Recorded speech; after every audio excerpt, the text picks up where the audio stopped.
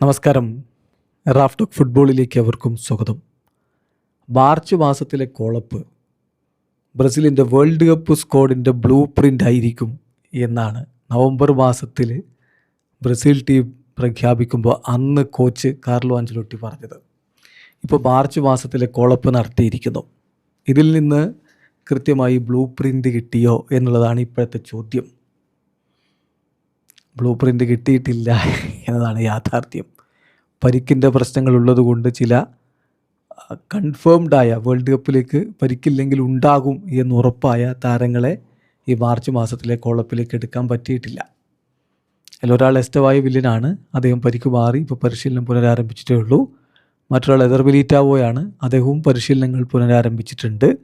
പിന്നെ ബ്രൂണോ ഗുയിമേറസ് ആണ്. സ്റ്റിൽ അദ്ദേഹം ട്രീറ്റ്മെൻറ്റിലാണ്. അപ്പോൾ ഇങ്ങനെയൊക്കെ നിൽക്കുകയാണ്. പിന്നെ നെയ്മറുടെ കാര്യം എന്താവുന്നുള്ളത് വരുന്ന അദ്ദേഹത്തിൻ്റെ ക്ലബ് ഫുട്ബോളിലെ പ്രകടനം, കളിയല്ല മറിച്ച് ഫിറ്റ്നസ്, ഇനി പരിക്കൊന്നും പറ്റാതിരുന്നെങ്കിൽ മാത്രം അദ്ദേഹത്തെ സ്ക്വാഡിലെടുക്കും എന്നുള്ളതാണ് ഇപ്പോൾ വ്യക്തമാവുന്നത്. അപ്പോൾ ഈ മാർച്ച് മാസത്തിലെ ബ്രസീൽ ടീമിൻ്റെ കോളപ്പ് എങ്ങനെയുണ്ട്, സ്ക്വാഡ് എങ്ങനെയുണ്ട്, അതാണ് നമ്മൾ ഈ വീഡിയോയിൽ വിശദമായിട്ടൊന്നെടുത്ത് പരിശോധിക്കുന്നത്. ചോദ്യം ഫ്രാൻസിനെയും ക്രൊയേഷ്യയും വീഴ്ത്താൻ ഈ ടീം മതിയോ എന്നുള്ളതാണ്. അതുതന്നെയാണ് ചോദ്യം.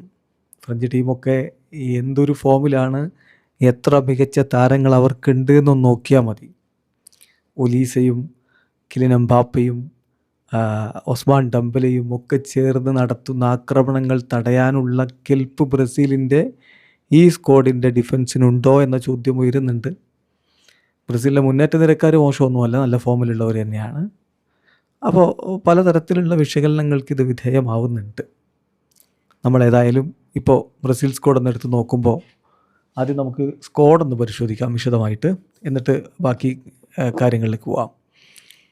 സ്ക്വാഡിലുള്ളത് ഗോൾ കീപ്പർമാരായിട്ട് അവിടെ പ്രത്യേകിച്ച് അത്ഭുതങ്ങളൊന്നും സംഭവിച്ചിട്ടില്ല. പ്രതീക്ഷിച്ചവരൊക്കെ തന്നെ. ബെൻഡോയുടെ ഫോം ഇപ്പോൾ മികച്ചതാണ്. ബെൻഡോ ഇടക്കാലത്തൊന്നും മങ്ങിയെങ്കിലും ഇപ്പോൾ 10-11 മത്സരങ്ങൾ തുടർച്ചയായിട്ട് ക്ലീൻ ഷീറ്റൊക്കെ നേടിക്കൊണ്ട് അൽ നസറിൽ നന്നായിട്ട് കളിക്കുന്നുണ്ട്. അപ്പോൾ അദ്ദേഹത്തെ ഉൾപ്പെടുത്തിയിട്ടുണ്ട്. ലിവർപൂളിൻ്റെ അലീസൺ, അൽ നസറിൻ്റെ ബെൻഡോ, ഫെണർബാഷയുടെ എഡേഴ്സൺ, ഇതാണ് ഗോൾ കീപ്പേഴ്സ്. സോ അതിൽ പ്രത്യേകിച്ചൊന്നും സംഭവിച്ചിട്ടില്ല, നമ്മൾ പ്രതീക്ഷ തന്നെയാണ്. ഡിഫൻഡർമാരായിട്ട് ഫ്ലെമിംഗോയുടെ അലക്സാൻഡ്രോ, യുവൻഡസിൻ്റെ ബ്രമർ. സോ ബ്രമറെ വീണ്ടും സ്ക്വാഡിലേക്ക് ഉൾപ്പെടുത്തുന്നു. സാധ്യതയുണ്ട് എന്ന് നമ്മൾ പറഞ്ഞിരുന്നതാണ്. കാരണം ഇപ്പോഴത്തെ ഒരു സ്ഥിതിവിശേഷത്തിൽ എദർ മിലിറ്റാവോക്ക് പരിക്കും, അതുപോലെ തന്നെ അലക്സാൻഡ്രോ റിബൈറോ ഇൻകൺസിസ്റ്റൻ്റൊക്കെ ആയ സ്ഥിതിക്ക് മറ്റ് സെൻറ്റർ ബാക്ക് ഓപ്ഷനുകൾ കൂടി ആഞ്ചലോട്ടി ഈ കോളപ്പിൽ പരിഗണിക്കുമെന്ന് നമ്മൾ പ്രതീക്ഷിച്ചിരുന്നു. അത് തന്നെ സംഭവിച്ചിരിക്കുന്നു. ഫ്ലമിംഗോയുടെ ഡാനിലോ, സെനിറ്റ് സെൻറ്റ് പീറ്റേഴ്സ്ബർഗിൻ്റെ ഡഗ്ലസ് സാൻഡോസ്, ആഴ്സണലിൻ്റെ ഗബ്രിയൽ മെഗല്ലസ്, അൽ അഹ്ലിയുടെ ഇബാനസ്. ഇബാനസ് കുറേ കാലത്തിന് ശേഷം വീണ്ടും ബ്രസീൽ ടീമിലേക്ക് എത്തുന്നു. പിന്നെ PSG മാർക്കിഞ്ഞോസ്, റോമയുടെ വെസ്ലി, ഇവരാണ് ഡിഫൻസിലുള്ളത്. ഓൾറെഡി 2 സൗദി അറേബ്യയിൽ നിന്നുള്ള താരങ്ങളായി. ഇനി മദ്നരയിലും കൂടി സൗദി അറേബ്യയിൽ നിന്നുള്ള കളിക്കാരനുണ്ട്. ചെൽസിയുടെ ആൻഡ്രി സാൻഡോസ്, ഇനി മിഡ്ഫീൽഡാണ് പറയുന്നത്. ചെൽസിയുടെ ആൻഡ്രി സാൻഡോസ്, മാഞ്ചസ്റ്റർ യുണൈറ്റഡിൻ്റെ കാസമിറോ ഇപ്പം മിന്നും ഫോമിലാണ്, ബൂട്ടഫാഗയുടെ ഡാനിലോ, അൽ ഇത്തിഹാദിൻ്റെ ഫാബിഞ്ഞോ, ഗലറ്റസറായിയുടെ ഗബ്രിയൽ സറ പുതുമുഖമാണ്. ശ്രദ്ധിക്കേണ്ട കാര്യം, ഫാബിഞ്ഞോ വീണ്ടും ബ്രസീൽ ടീമിലേക്ക് വരുന്നു. സോ അത് ബ്രൂണോ ഗുയിമാറസിൻ്റെ പരിക്കിനെ തുടർന്ന് സംഭവിച്ചതാണ്. മുന്നേറ്റത്തിൽ ലിയോണിൻ്റെ എൻട്രിക്ക്, അദ്ദേഹം ഫോം വീണ്ടെടുത്തു, സ്ക്വാഡിലേക്ക് വന്നു. ബ്രെൻഫോർഡിൻ്റെ ഇഗോർ തിയാഗോ മിന്നും ഫോമിലാണ്, സ്ക്വാഡിലേക്ക് എടുത്തു. ചെൽസിയുടെ ജാവോ പെഡ്രോ, അദ്ദേഹം സ്ഥാനം നിലനിർത്തി, മികച്ച ഫോമിലാണ്. പക്ഷേ ബ്രസീൽ ടീമിൽ ഇതുവരെ ക്ലബിന് കളിക്കുന്ന അതേ മികവ് കളിച്ചിട്ടില്ല എന്ന് പറയുന്നവരുടെ കൂട്ടത്തിലാണ് ജാവോ പെഡ്രോയും ഉള്ളത്.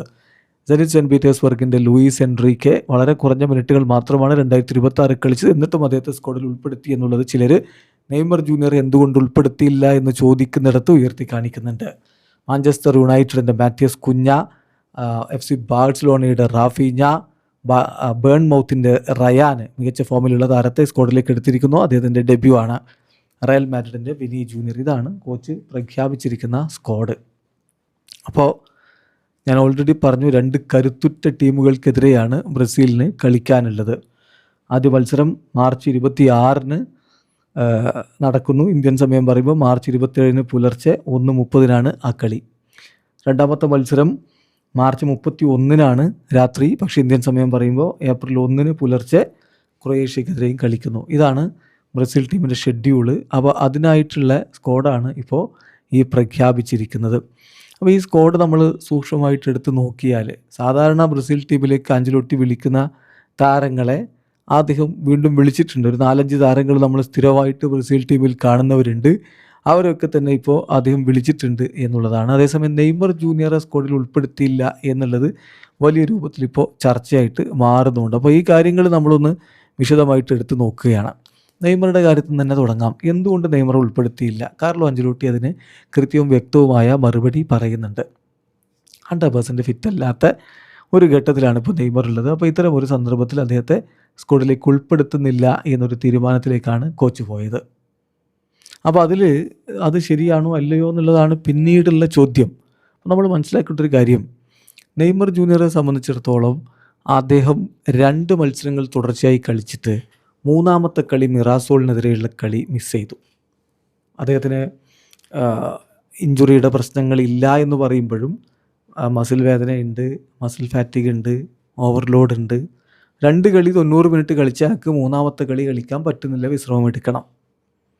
കാർലോ അഞ്ചലോട്ടി മിറാസോളിനെതിരെയുള്ള കളി കാണാൻ വേണ്ടിയിട്ട് അവിടെ സ്റ്റേഡിയത്തിൽ എത്തിയിട്ടുണ്ടായിരുന്നു. അപ്പോൾ അതിൽ നിന്ന് തന്നെ സംഗതി വളരെ വ്യക്തമാണ്, നെയ്മർ ഫിസിക്കലി 100% അല്ല. പിന്നെ കൊറിന്ത്യൻസിനെതിരെയുള്ള കളി നെയ്മർ 100 മിനിറ്റ് കളിച്ചു. 100 മിനിറ്റ് എന്ന് പറഞ്ഞാൽ ഈ അഡീഷണൽ ഇഞ്ചുറി ടൈം കൂടി ചേർത്തിട്ട് 100 മിനിറ്റ് കളിച്ചല്ലോ എന്നാണ് പിന്നെയുള്ള ചോദ്യം. ശരിയാണ്, 100 മിനിറ്റ് കളിച്ചു, അത്ര മികച്ച പെർഫോമൻസ് ആയിരുന്നില്ല എന്നുള്ളത് വേറെ കാര്യം. എങ്കിലും 100 മിനിറ്റ് അദ്ദേഹം കളിക്കളത്ത് നിന്നിട്ടുണ്ട്. അപ്പോൾ 90 മിനിറ്റൊക്കെ അദ്ദേഹത്തിന് കളിക്കാൻ പറ്റാത്ത പ്രശ്നമൊന്നുമില്ല. പക്ഷെ തുടരൻ മത്സരങ്ങൾ കളിക്കുമ്പോൾ അതിനാവുന്നുണ്ടോ എന്നുള്ളതാണ് ചോദ്യം. അവിടെ നെയ്മർ 90% അല്ലെങ്കിൽ 100% ആയിട്ടില്ല. അതുകൊണ്ടാണ് പുറത്തിരുന്നത്. ഇപ്പോൾ നെയ്മറെ സ്ക്വാഡിലേക്ക് എടുത്തിട്ട് നെയ്മർ നന്നായി കളിക്കുന്നുണ്ടോ എന്ന് ടെസ്റ്റ് ചെയ്യേണ്ട കാര്യമൊന്നും അഞ്ചലോട്ടിക്കില്ല. അഞ്ചലോട്ടിക്ക് എന്നല്ല, ബ്രസീലിൽ എല്ലാവർക്കും അറിയാം നെയ്മർ എത്രത്തോളം മികച്ച താരമാണെന്ന്. ആകെയുള്ള വിഷയം ഫിസിക്കൽ ഫിറ്റ്നസ്സാണ്. അപ്പോൾ അഞ്ചലോട്ടിയുടെ ടെക്നിക്കൽ സ്റ്റാഫ് കൊറിന്ത്യൻസിനെതിരെയുള്ള കളി കാണാൻ വേണ്ടി എത്തിയിട്ടുണ്ടായിരുന്നു. അവർ കൊടുത്ത റിപ്പോർട്ട് അനുസരിച്ച് നെയ്മർ ഫുള്ളി ഫിറ്റ് അല്ല എന്നാണ്. അപ്പോൾ അതുകൊണ്ടുകൂടിയാണ് അദ്ദേഹം സ്ക്വാഡിലേക്ക് എടുക്കാത്തത്. പക്ഷേ നെയ്മറുടെ മുന്നിൽ പൂർണ്ണമായിട്ടും വാതിൽ കാർലോ അഞ്ചലോട്ടി കുട്ടി അടക്കുന്നില്ല. അദ്ദേഹം പറയുന്നുണ്ട്, ഇനി വേൾഡ് കപ്പിനൊരു ഫൈനൽ കോളപ്പ് ഉണ്ട്, അതിനിടയ്ക്കുള്ള സമയത്ത് നെയ്മർ ജൂനിയർ ഫിസിക്കലി ഓക്കെ ആണെങ്കിൽ വേൾഡ് കപ്പിന് കൊണ്ടുപോകുമെന്ന്. അപ്പോൾ അതാണ് നെയ്മറുടെ കാര്യം. പിന്നെ സ്ഥിരമായിട്ട് എടുക്കുന്നവരൊക്കെ എടുത്തു, ചിലരെ എടുത്തില്ല എന്നുള്ള ഒരു വാദം ഉണ്ട്. അത് സ്വാഭാവികമായിട്ടും ഉയരാറുള്ളതാണ് ഏത് കുഴപ്പ് വന്നാലും. ഇപ്പോൾ ബെൻഡോ, വെസ്ലി, കാസമിറോ, മാറ്റിസ് കുഞ്ഞ, ഈ 4 താരങ്ങളുണ്ടല്ലോ, കാർലോ അഞ്ചലോട്ടി ഇതുവരെ ബ്രസീൽ ടീമിൻ്റെ കോച്ചായിട്ട് നടത്തിയ 5 കോളപ്പിലും വന്നിട്ടുണ്ട്. പരിക്ക് പറ്റി ചിലപ്പോൾ സ്ക്വാഡിൽ നിന്ന് പുറത്തായിട്ടുണ്ടാവും. അതല്ല, ഇനീഷ്യൽ കോളപ്പിൽ ഈ 4 പേരും ഉണ്ടായിട്ടുണ്ട്. ഇവർ 4 പേര് മാത്രമാണ് അദ്ദേഹത്തിൻ്റെ എല്ലാ കോളപ്പിലും വന്നിട്ടുള്ള താരങ്ങൾ എന്ന കാര്യം കൂടി ഓർക്കുക. പിന്നെ ഈ കോളപ്പിന് മുമ്പ് നമ്മൾ പ്രതീക്ഷിച്ച കുറേ പേരുകളില്ലേ, അതായത് നെയ്മർ ഉൾപ്പെടുത്തുമെന്ന് കരുതി അദ്ദേഹത്തെ ഉൾപ്പെടുത്തിയില്ല. എൻട്രിക്ക്, ഇഗോർ തിയാഗോ എന്നിവർ ഉൾപ്പെടുത്തുമെന്ന് കരുതി ഉൾപ്പെടുത്തിയിട്ടുണ്ടെന്നേ. പൂർണ്ണമായും തള്ളിക്കളയേണ്ട ഒരു കോളപ്പല്ല. എൻട്രിക്ക്, ഇഗോർ തിയാഗോ ഈ താരങ്ങൾ സ്ക്വാഡിലേക്ക് വരും നമ്മൾ പ്രതീക്ഷിച്ചു. അദ്ദേഹം അവരെടുത്തിട്ടുണ്ട്. പിന്നെ ബ്രനോ ബെയ്ഡൻ അദ്ദേഹത്തെ എടുത്തിട്ടില്ല. ബ്രമർ വരുമെന്ന് പലരും പ്രതീക്ഷിച്ചിരുന്നു, നിരീക്ഷണം ഉണ്ടായിരുന്നു, അദ്ദേഹത്തെ എടുത്തിട്ടുണ്ട്. ബൂട്ടാഫാഗയുടെ ഡാനിലോ വരുമെന്ന് പറഞ്ഞു, വന്നു. പിന്നെ ഗബ്രിയൽ സറ പലരും പ്രതീക്ഷിച്ചാണ് ആ സ്ക്വാഡിലേക്ക് വന്നിട്ടുണ്ട്. കായോ ഹോർഗയെ പ്രതീക്ഷിച്ചിരുന്നു, ബട്ട് അൺഫോർച്ചുനേറ്റ്ലി അദ്ദേഹത്തെ എടുത്തിട്ടില്ല. നല്ല ഫോമിൽ കളിക്കുന്ന ബ്രസീലിലെ ഏറ്റവും മികച്ച സ്ട്രൈക്കർമാരിൽ ഒരാളാണ് അദ്ദേഹം. കഴിഞ്ഞ ആഴ്ച അത്ലറ്റിക്കോ മിനേറോയുടെ കളിയിൽ ഉണ്ടായിട്ടുള്ള അടിയിൽ, ക്രൂസേറോ താരമാണ് അദ്ദേഹം, അത്ലറ്റിക്കോ മിനേറോയുമായിട്ട് നടന്ന കൊമ്പനാറ്റോ മിനേറോ അടിയിൽ അദ്ദേഹവും ഉണ്ടായിരുന്നു. ഇനി ഒരു ഡിസിപ്ലിനറി ആക്ഷൻ രൂപത്തിൽ ഒഴിവാക്കിയതാണെന്ന് അറിയില്ല. പിന്നെ കൈക്കിയെയും ഉൾപ്പെടുത്തിയിട്ടില്ല. അപ്പോൾ ഒരുപാട് നമ്മൾ പ്രതീക്ഷിച്ച താരങ്ങളൊക്കെ ഒഴിവാക്കിയെന്ന് പറയാനില്ല, കുറച്ച് താരങ്ങൾ ഒഴിവാക്കിയിട്ടുണ്ട് എന്നുള്ളത് ശരിയാണ്. ഇപ്പോൾ നെയ്മർ ലെഫ്റ്റ് ഔട്ടായി എന്നുള്ളത് കൊണ്ട് മാത്രം ഈ കോളപ്പ് വളരെ വലിയ രൂപത്തിൽ മോശമാണ് എന്ന് പറഞ്ഞ് പ്രചരിപ്പിക്കാൻ ശ്രമിക്കുന്നവരോട് സാധാരണ മാത്രമേ ഉള്ളൂ. ബാക്കിയൊക്കെ നോക്കുമ്പോൾ ഈ ഇഗോർ തിയാഗോ അദ്ദേഹത്തിൻ്റെ ഫസ്റ്റ് ഓവർ കോളപ്പാണ്. അദ്ദേഹം തീർച്ചയായിട്ടും ഇത് അർഹിച്ചിരുന്നതാണ്. അമ്മാതിരി കളിയാണ് ഇപ്പോൾ അദ്ദേഹം കളിച്ചുകൊണ്ടിരിക്കുന്നത്. അതിൻ്റെ ഫലമായിട്ട് അദ്ദേഹം സ്ക്വാഡിലേക്ക് വരുന്നു. റയാൻ്റെ കാര്യം നോക്കുക, നല്ല ഫോമിൽ കളിക്കുന്നു. കാർലോ അഞ്ചലോട്ടി അദ്ദേഹത്തെ ശ്രദ്ധിക്കുന്നു, സ്ക്വാഡിലേക്ക് എടുക്കുന്നു. അഞ്ചലോട്ടി പറയുന്നു, ഈ വേൾഡ് കപ്പിന് റയാൻ ഉണ്ടാവുമല്ലോ എന്ന് എനിക്ക് പറയാൻ പറ്റില്ല, പക്ഷേ ഭാവിയിൽ റയാൻ്റെതാണ്. ബ്രസീൽ ഫുട്ബോളിൽ റയാന് വലിയ കാര്യങ്ങൾ ചെയ്യാനുണ്ടെന്ന് പറയുന്നു. എൻട്രിക്ക് ഇപ്പോൾ ഫോം തിരികെ പിടിച്ച സ്ക്വാഡിലേക്ക് എത്തുമോ എന്ന് ചോദിച്ചു. അദ്ദേഹത്തെ എടുത്തിട്ടുണ്ട്. ലിയോ പെരീര നാഷണൽ ടീമിലേക്കുള്ള ഫസ്റ്റ് കോളപ്പാണ്. സ്വാഭാവികമായിട്ടും ഡിഫൻസിൽ ചില മാറ്റങ്ങളിലേക്ക് കോച്ച് പോകുന്ന ഉറപ്പായിരുന്നു. അതിൻ്റെ ഭാഗമായിട്ട് എടുത്തിട്ടുണ്ട്. ഗബ്രിയേൽ സെറ ഫസ്റ്റ് കോളപ്പാണ്. അദ്ദേഹവും നന്നായിട്ട് കളിച്ചിട്ടുണ്ട്. അപ്പോൾ അതിൻ്റെ ഫലമായിട്ട് അദ്ദേഹത്തെയും ഈ സ്ക്വാഡിലേക്ക് ഉൾപ്പെടുത്തിയിട്ടുണ്ട്. അപ്പോൾ ഈ സ്ക്വാഡ് നോക്കുമ്പോൾ അത്ര മികച്ചതല്ല എന്നൊക്കെ വിലയിരുത്തുന്നവർ മനസ്സിലാക്കേണ്ട ഒരു കാര്യമുണ്ട്, പരിക്കിൻ്റെ പ്രശ്നങ്ങൾ കൂടിയുണ്ട്. അപ്പോൾ അതുകൊണ്ടാണ് ഇത്തരത്തിലുള്ള ചില കോളപ്പുകൾ നടത്തേണ്ടി വന്നത്. ഇപ്പോൾ ഫാബിഞ്ഞോ, ഇബാനസ് ഇങ്ങനെയുള്ള കോളപ്പുകളെ കുറിച്ചാണ് പലരും എടുത്ത് സൂചിപ്പിക്കുന്നത്. അതുപോലെ ഡിഫൻസിൽ ഡാനിലോ ഒക്കെ വരുന്നതിനെക്കുറിച്ചൊക്കെ പലരും പറയുന്നുണ്ട്. പക്ഷേ അതിൻ്റെ ഒരു കാരണം ഈ പരിക്കിൻ്റെ പ്രശ്നങ്ങൾ കൂടിയാണ്. ഇത്തരം മത്സരങ്ങൾ കളിക്കണം. ഇപ്പോൾ വമ്പൻ പോരാട്ടങ്ങളാണ് വരുന്നത്. അപ്പോൾ അത്തരം കളികൾ കളിക്കേണ്ടതിൻ്റെ പ്രാധാന്യം കൂടി കോച്ച് ഊന്നി പറയുന്നുണ്ട്. അദ്ദേഹം പറയുന്നു, നമ്മളിങ്ങനെ ഹൈ ലെവൽ ടീംസിനെതിരെ കളിക്കേണ്ടതുണ്ട്. ഇപ്പോൾ നമ്മൾ മുന്നോട്ടേക്ക് വെച്ചിരിക്കുന്ന ഈ ഒരു ഷെഡ്യൂൾ വളരെ മികച്ചതാണ്. ഫ്രാൻസും ക്രൊയേഷ്യ എന്ന് പറയുമ്പോൾ നമ്മൾ ആഫ്രിക്കൻ ടീംസിനെതിരെ കളിച്ചിട്ടുണ്ടായിരുന്നു. മൊറോക്കോക്കെതിരെ വേൾഡ് കപ്പിൽ നമുക്ക് കളിക്കാനുമുണ്ട്. അതുപോലെ തന്നെ ഏഷ്യൻ ടീംസിനെതിരെ നമ്മൾ കളിച്ചു. ഇനി ഗ്രൂപ്പ് സ്റ്റേജിന് ശേഷം ഒരു പക്ഷേ ജപ്പാനെതിരെ നമുക്ക് വേൾഡ് കപ്പിൽ കളി വരാൻ സാധ്യതയുണ്ട്. ഇനി ഇപ്പോൾ നമ്മൾ ഹയർ ലെവൽ യൂറോപ്യൻ ടീംസിനെതിരെ കളിക്കുകയാണ്. ഫ്രാൻസ് ഒരു എക്സ്ട്രാ ഓർഡിനറി ക്വാളിറ്റിയുള്ള ടീമാണ്. ക്രൊയേഷ്യ അവർക്ക് വേൾഡ് കപ്പിൽ നല്ല എക്സ്പീരിയൻസ് ഉള്ള ടീമാണ്. സോ വളരെ ഡിഫിക്കൽട്ടായിട്ടുള്ള ടീംസാണ് നമ്മുടെ മുന്നിലുള്ളത്. എന്നാൽ നമ്മൾ അവരെ റെസ്പെക്റ്റ് ചെയ്തുകൊണ്ട് മികച്ച പ്രകടനം നടത്തണം എന്നാണ് കോച്ച് ഈ ഒരു ഷെഡ്യൂളിനെ കുറിച്ച് പറഞ്ഞത്. അപ്പോൾ അതിനുകൂടി പറ്റുന്ന തരത്തിലുള്ള കോളപ്പുകളാണ് അദ്ദേഹം ഇപ്പോൾ വളരെ കൃത്യമായിട്ട് നടത്തിയിട്ടുള്ളത്. പിന്നെ ഈ കോളപ്പിൽ എന്തുകൊണ്ട് ഇങ്ങനെ ചില താരങ്ങൾ ഉൾപ്പെടുത്തി എന്നുള്ളതിന് വിശദീകരണം അദ്ദേഹത്തിൻ്റെ ഭാഗത്തുനിന്ന് അദ്ദേഹം പറയുന്നു, നമ്മൾ ഇഞ്ചുറി കൂടി, the selection of this list depend heavily on injuries. പരിക്ക് കൂടി ബാധിച്ചിട്ടുണ്ട് ഈ ഒരു സെലക്ഷനെ. എന്ന് പറഞ്ഞാൽ പ്ലെയേഴ്സിൻ്റെ കാര്യത്തിൽ നല്ല ഫിസിക്കൽ കണ്ടീഷനുള്ളവരെയാണ് നമ്മൾ സ്ക്വാഡിലേക്ക് എടുത്തിട്ടുള്ളത്. ഇമ്പോർട്ടൻ്റ് ഇഞ്ചുറി സംഭവിച്ചു. Militao, Bruno Guimaraes, Estevao, Rodrigo. അപ്പോൾ നമ്മൾ അതനുസരിച്ചുള്ള കോളപ്പുകൾ നമുക്ക് എടുക്കേണ്ടി വന്നു. സോ ഇപ്പോൾ എനിക്കറിയാത്ത ചില താരങ്ങൾ, Ibanez, Bremer, Rayan, Danilo, Gabriel Sara. അപ്പോൾ ഇതൊക്കെ എന്ന് പറഞ്ഞാൽ ഒരു ഓപ്പർച്യൂണിറ്റിയാണ്. അവർക്ക് ബ്രസീൽ ടീമിൽ എന്ത് ചെയ്യാൻ പറ്റും, ഫൈനൽ ലിസ്റ്റിലേക്ക് ഉൾപ്പെടാൻ അവർക്ക് സാധ്യതയുണ്ടോ എന്നൊക്കെ നമുക്ക് ടെസ്റ്റ് ചെയ്യാൻ കൂടിയുള്ള ഒരു ശ്രമമാണ് ഇവിടെ നടത്തിയിട്ടുള്ളത് എന്ന് കൂടി കോച്ച് പറയുന്നുണ്ട്. അതോടൊപ്പം തന്നെ കോച്ച് പറയുന്നത്, ഇപ്പോൾ ഈ പുതിയ താരങ്ങളെ സ്ക്വാഡിലേക്ക് എടുക്കുമ്പോൾ അവരുടെ ഓൺ ഫീൽഡിലെ പെർഫോമൻസ് എന്താണെന്ന് ചെക്ക് ചെയ്യാനല്ല, അവർ ഈ സ്ക്വാഡിൻ്റെ എൻവയോൺമെൻറ്റിനോട് എങ്ങനെ ഇഴുകിച്ചേരും ഈ പുതിയ പ്ലെയേഴ്സ്, അതിനുള്ള കപ്പാസിറ്റി ഉണ്ടോ, ഇതൊക്കെയാണ് നമ്മൾ പരിശോധിക്കുന്നത്. അവരുടെ ലീഗിൽ അവർ നന്നായിട്ട് പെർഫോം ചെയ്യുന്നതുകൊണ്ട് തന്നെയാണ് സ്ക്വാഡിലേക്ക് എടുക്കുന്നത്. ഇനി ഈ സ്ക്വാഡിൻ്റെ എൻവയോൺമെൻറ്റിൽ എങ്ങനെ അവർക്ക് ഫിറ്റ് ഇൻ ചെയ്യാൻ പറ്റും എന്നുള്ളതാണ് നോക്കുന്നതെന്ന് കൂടി കോച്ച് വളരെ കൃത്യമായിട്ട് പറയുന്നുണ്ട്. അപ്പോൾ കൃത്യമായ വീക്ഷണത്തോടു കൂടി ഉണ്ടാക്കിയിട്ടുള്ള അല്ലെങ്കിൽ പ്രഖ്യാപിച്ചിട്ടുള്ള ഒരു സ്ക്വാഡാണ്. ഒരുപാട് ഒരു വിശകലനങ്ങളിലേക്കും വിമർശനങ്ങളിലേക്കും പോകുന്നതിൽ അർത്ഥമില്ല എന്നാണ് എൻ്റെ അഭിപ്രായം. കാരണം പരിക്കൊരു പ്രശ്നമാണ്. നെയ്മറൊക്കെ പരിക്കിൻ്റെ പിടിയിൽ നിന്ന് ഇങ്ങനെ മാറി വരുന്നേ ഉള്ളൂ. അപ്പോൾ പരിക്കൊരു പ്രശ്നമാണ്. അപ്പോൾ അതുകൊണ്ട് തന്നെ ഉള്ള കാര്യങ്ങൾ വെച്ച് അദ്ദേഹം ഇറക്കിയിട്ടുള്ളൊരു സ്ക്വാഡാണ്. അപ്പോൾ ഇത് നോക്കുമ്പോൾ നമ്മൾ നോക്കിയാണ് ഓരോ പൊസിഷൻ ബേസ് നോക്കിയാൽ, ഗോൾ കീപ്പർ പൊസിഷനിൽ ആലിസണ്, എഡേഴ്സണ്, ബെൻഡോ. ഇപ്പോൾ ഫ്രാൻസിനെതിരെ കളിക്കുമ്പോൾ സ്വാഭാവികമായിട്ട് നമ്മൾ പ്രതീക്ഷിക്കുന്ന ആലിസൺ സ്റ്റാർട്ട് ചെയ്യുമെന്ന് തന്നെയാണ്. ഫസ്റ്റ് കളി ഫ്രാൻസിനെതിരെയാണല്ലോ, രണ്ടാമത്തെ കളി ചിലപ്പോൾ മാറ്റങ്ങൾ ഉണ്ടാവാം, പക്ഷേ ആലിസൺ സ്റ്റാർട്ട് ചെയ്യും പരിക്കില്ലെങ്കിൽ. പിന്നെ ഡിഫൻഡർമാരായിട്ട്, സെൻറ്റർ ബാക്കുമാരായിട്ട് ഈ സ്ക്വാഡിൽ നിന്ന് ഇപ്പോൾ ഇറക്കാൻ പറ്റുന്ന ഗബ്രിയേൽ മെഗല്ലസും മാർക്കിഞ്ഞസും തന്നെയാണ്. PSG-യുടെ ഡിഫൻഡർ, ആഴ്സണലിൻ്റെ ഡിഫൻഡർ, ലോകോത്തര ഡിഫൻസ് തന്നെയല്ലേ. വേറെ എന്തൊക്കെ നമ്മൾ കുറ്റം പറഞ്ഞാലും മറ്റ് കാര്യങ്ങൾ പറഞ്ഞാലും ഇന്ന് ബ്രസീലിന് കിട്ടാവുന്ന രണ്ട് മികച്ച ഡിഫൻഡർമാർ തന്നെയാണ്. അപ്പോൾ മിലിറ്റാവോ ഉണ്ടായിരുന്നെങ്കിൽ അദ്ദേഹം ഒരു പക്ഷേ സെൻറ്റർ ബാക്ക് റോളിലോ അല്ലെങ്കിൽ ഈവൻ റൈറ്റ് ബാക്ക് പോസ്റ്റിൽ അദ്ദേഹത്തെ കളിപ്പിക്കുക എന്നുള്ളതാണ് കോച്ചിൻ്റെ ഉദ്ദേശം എന്നൊക്കെ വാർത്തകളുണ്ട്. എന്തായാലും ഇപ്പോൾ മിലിറ്റാവോ ഇല്ലാത്ത സ്ഥിതിക്ക് ഗബ്രിയേൽ മെഗല്ലസും മാർക്കിഞ്ഞസും സെൻറ്റർ ബാക്കുമാരായിട്ടുണ്ടാവും. അപ്പോൾ ഡിഫൻസ് മോശമൊന്നുമല്ല ഫ്രാൻസിനെതിരെ കളിക്കുമ്പോൾ. പിന്നെ ഒരു ബാക്കപ്പായിട്ട് ബ്രമർ ഇപ്പോൾ നല്ല രൂപത്തിൽ കളിച്ചുകൊണ്ടിരിക്കുന്ന ആളല്ലേ, ഇപ്പോൾ ബ്രമർ ഉൾപ്പെടുത്തിയിട്ടുണ്ട്. പിന്നെ ഇബാനസും ലിയോ പെരീരയുമാണ് മറ്റ് സെൻറ്റർ ബാക്ക് ഓപ്ഷൻസ്. വലത് പാർശ്വത്തിൽ വെസ്ലി തന്നെ സ്റ്റാർട്ട് ചെയ്യാനാണ് സാധ്യത. ഡാനിലോ ബാക്കപ്പ് ആയിട്ടുണ്ടാവും. ഇടത് പാർശ്വത്തിൽ ഡഗ്ലസ് സാൻഡോസ്, അലക്സാൻഡ്രോ ബാക്കപ്പ് ആയിട്ടുണ്ടാവും പ്രതീക്ഷിക്കുന്നത്. അപ്പോൾ ശരിയാണ്, വിങ് ബാക്കുമാർ ഇപ്പോൾ പഴയ മികവിലില്ല ബ്രസീലിന്, അത് ശരിയാണ്. പക്ഷേ ഉള്ളത് വെച്ച് കാര്യങ്ങൾ മുന്നോട്ട് കൊണ്ടുപോകാനേ നിലവിൽ സാധിക്കുകയുള്ളൂ. പിന്നെ മധ്യരയിലേക്ക് വരുമ്പോൾ ബ്രൂണോ ഗുയിമാരസും കാസമിറോയും ഇപ്പോൾ ആഞ്ചലോട്ടിയുടെ എല്ലാ കോളപ്പിലും ഉണ്ടായിരുന്നവരാണ്. ബട്ട് അൺഫോർച്യുനേറ്റ്ലി ബ്രൂണോ ഗുയിമാരസിന് പരിക്കാണ്. വേൾഡ് കപ്പിന് അദ്ദേഹത്തെ കൊണ്ടുപോകാനുള്ള ശ്രമത്തിൽ തന്നെയാണ് ആഞ്ചലോട്ടി ഉള്ളത്. CBF അദ്ദേഹത്തിൻ്റെ പരിക്ക് ട്രീറ്റ്മെൻറ്റ് വളരെ നല്ല രൂപത്തിൽ മേൽനോട്ടം വഹിച്ചുകൊണ്ട് ചെയ്തു കൊടുക്കുന്നുമുണ്ട്. സോ അദ്ദേഹം ഫിറ്റായി കഴിഞ്ഞാൽ ഉറപ്പാണ് ഫാബിഞ്ഞോ പുറത്താവുന്ന സ്ഥിതിവിശേഷം ഉണ്ടാകും.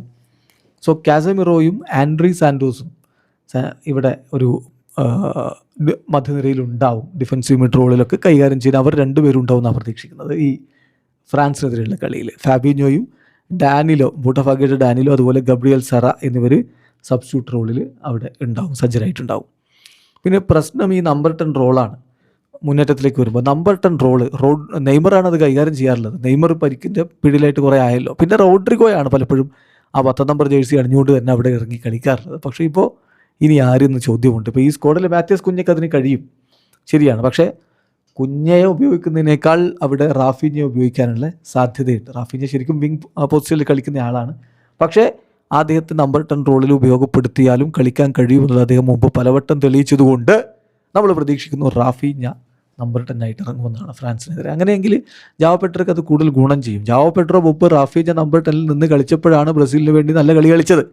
അല്ലാത്തപ്പോൾ ഈ ക്ലബ് ഫുട്ബോളിൽ കളിക്കുന്ന മികവൊന്നും ജാവോ പെഡ്രോയിൽ നിന്ന് നമ്മൾ ബ്രസീൽ ടീമിൻ്റെ ജേഴ്സി കണ്ടിട്ടില്ല. സോ റാഫീഞ്ഞ അവിടെ ഇറങ്ങുകയാണെങ്കിൽ സ്ട്രൈക്കർ റോളിൽ ജാവോ പെഡ്രോയ്ക്ക് അത് ഗുണകരമാവും. ഐസൊലേറ്റായി നിന്ന് കഴിഞ്ഞാൽ ജാവോ പെഡ്രോയ്ക്ക് പ്രത്യേകിച്ച് ഒന്നും ചെയ്യാൻ കഴിയില്ല. സോ ഒപ്പം നിൽക്കാൻ പറ്റുന്ന തരത്തിലുള്ള ഒരു നമ്പർ 10 കളി മെനയുന്ന ആൾ കൂടി ഉണ്ടാവണം.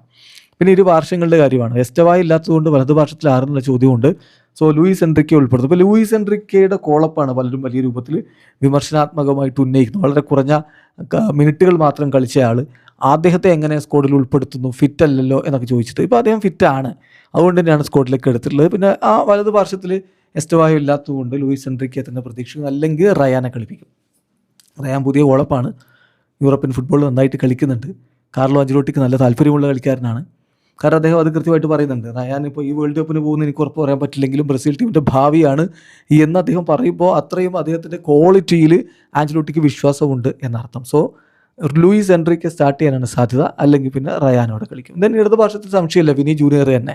വിനി ലോകത്തിൻ്റെ നെറുകയിലേക്ക് കടക്കും എന്ന് തന്നെയാണ് ഇപ്പോൾ കോച്ച് പറഞ്ഞിട്ടുള്ളത്. നമ്മൾ കഴിഞ്ഞ ദിവസത്തെ മാർക്കയിൽ അദ്ദേഹം കൊടുത്ത ഇൻ്റർവ്യൂ കണ്ടല്ലോ. സോ അദ്ദേഹത്തെ അത്രയധികം വിശ്വസിക്കുന്നുണ്ട്. സോ വിനി ആയിരിക്കും ഇടത് പാർശ്വത്തിൽ. പിന്നെ ഗബ്രിയൽ മാർട്ടിനെല്ലി സബ്ബായിട്ടുണ്ടാവും. ഗോളടിക്കാൻ ജാവോ പെഡ്രോ അല്ലെങ്കിൽ ഇഗോർ തിയാഗോയെ കളിപ്പിക്കാം, അല്ലെങ്കിൽ എൻട്രിക്കിനെ കളിപ്പിക്കാം. എല്ലാവരും ഒന്നിനൊന്നും മെച്ചമാണെന്നർത്ഥം.